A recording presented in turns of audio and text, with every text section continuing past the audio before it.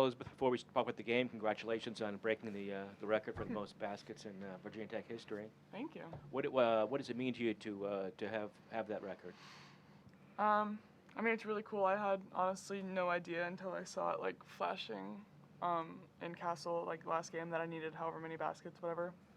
But it's obviously really cool. I mean, it doesn't really sink in, I think, but I think once I finish playing and I leave here, it's gonna be really nice to look back and know that I left my mark. Congrats to Georgia also, leader in assists in ACC play as a junior. That's ridiculous. You make all the baskets. You give me my assists. Not all of them. You passed me it, so I couldn't have the other ones either. Did you know going in you needed 3 to break the record, I guess, or? Yeah, I did. Yeah, because they were like saying in Castle the last game it was like you needed 16 or whatever, so then mentally I couldn't not keep track. Raise your hands for questions. Liz, they were super physical with you all day down low. What did you sort of try to do to make sure that you could get some points to your team? I have to work on just being quick. I think that helps me a lot of times, and then also when they're making it hard to get to pass it inside, then I can focus on things like offensive rebounding and stuff like that, and that'll get me easier points. But yeah, my teammates did a really good job of moving the ball around so that we could still get it in even when they were aggressive. And then you guys both had double figures along with Taylor Soule. What do you think it says about your guys' versatility to be able to have 3 to potentially 5 scorers in double figures? I mean, I think it just goes with our experience. You know, Taylor Soule, this is her 5th year. This is Cameron Traylor's 5th year. Like, we've all been there, and like T. Soule was the leading scorer at Boston College. I believe KT was a leading scorer at Purdue. So we all come with that experience, I guess, of scoring, and we all have that potential. And yeah, it really can be anyone. Obviously, Ashley Owusu too, I think, was the leading scorer at Maryland. So we just have offensive weapons, and you know, the teams are making it difficult for us right now, playing us in like pretty much zone 100%. So I think they played some man towards the end, but they're keeping us on our toes. So anyone can step up at any time. That helps. Great, thanks. Keep it here with Sam. So you guys struggled down the line in the third quarter. What changed in the fourth to turn it around? Yeah, I think we just gave Jewel Spear a bit of space, and to be honest, she doesn't need much space for her to get a shot off. So we just, I think, just changed our defense. We started hedging more, switching more, and then once we could really lock them out down on D, that translated our offense, and we kind of just got stagnant at the start too of the third quarter. So once we started moving it again, it got a whole lot better. Go in the back to Anthony. For either one of you guys, Ashley only hit 1 bucket, but it was kind of a big one right in the middle of that kind of run by Wake. How do you feel like she's coming along in her return, and how hard is it to come back after missing the time that she did miss?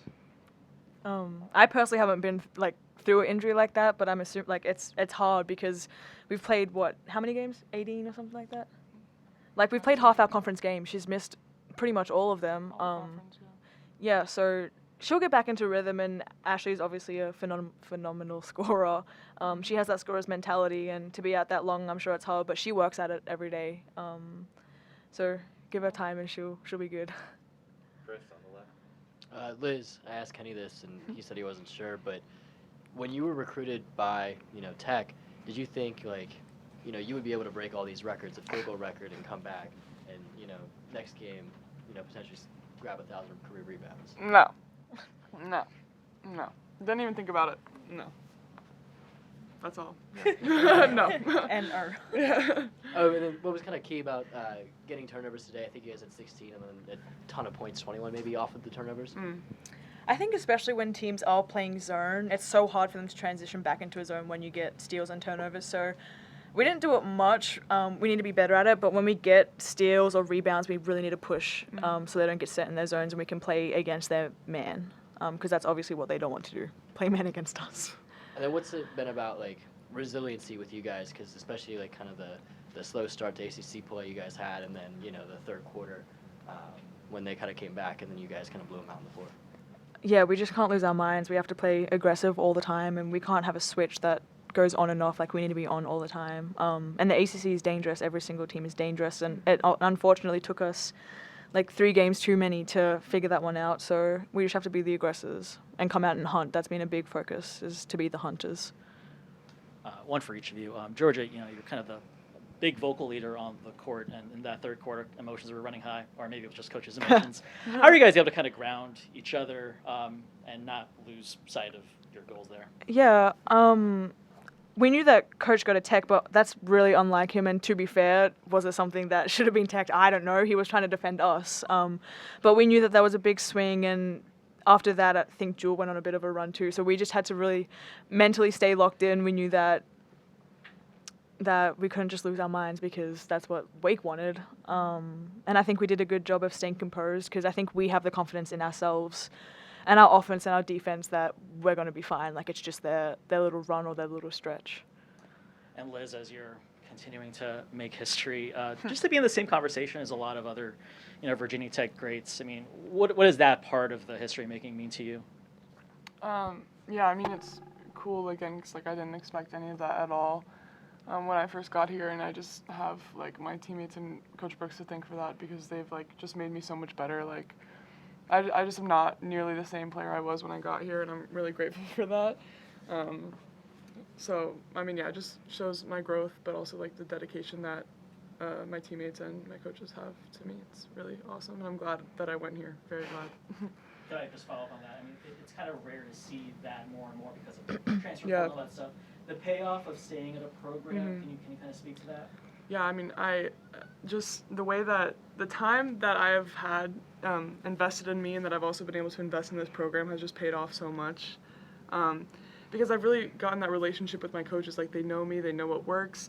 We can just talk through things with each other, because we just know each other, and it's year 4, and I just can't imagine that a lot of other people have the same thing, honestly, and that makes me sad for them, because I just don't know. I wouldn't be nearly as good as I am without that relationship. I was going to add too, I feel like a lot of college athletes don't realize that coach-player relationship is 2 ways. And Yeah. Liz has spent so much time in his office, going up, talk. When I was a freshman, she was a sophomore, I reflected what she did. I did exactly what she did. I went to his office. So, if I didn't have her, then I'm not too sure how. Well, I know our relationship would still be great, but the start it had, it's because I did what she did. And she's been so dedicated to him, so he's reciprocated that. Last couple to mark. And now, Liz, now that you have that record, are you warning Shepard? You're going after her points record?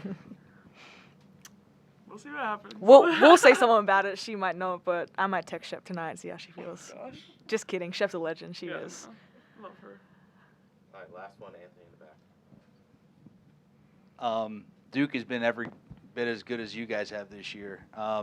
Georgia, both you and Kenny talked about being the hunters. Mm-hmm. When you're playing the team that's in first place, is it easy to get up for this one and kind of prepare as hard as you can?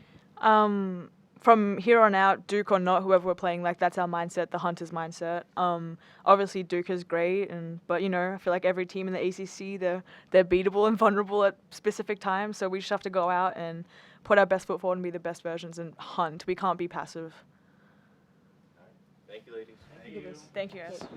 You had 17 assists, 10 Mark, just bring it up. You had 3 assists, 16 turnovers. You do 5 for 10 from 3. That's crazy.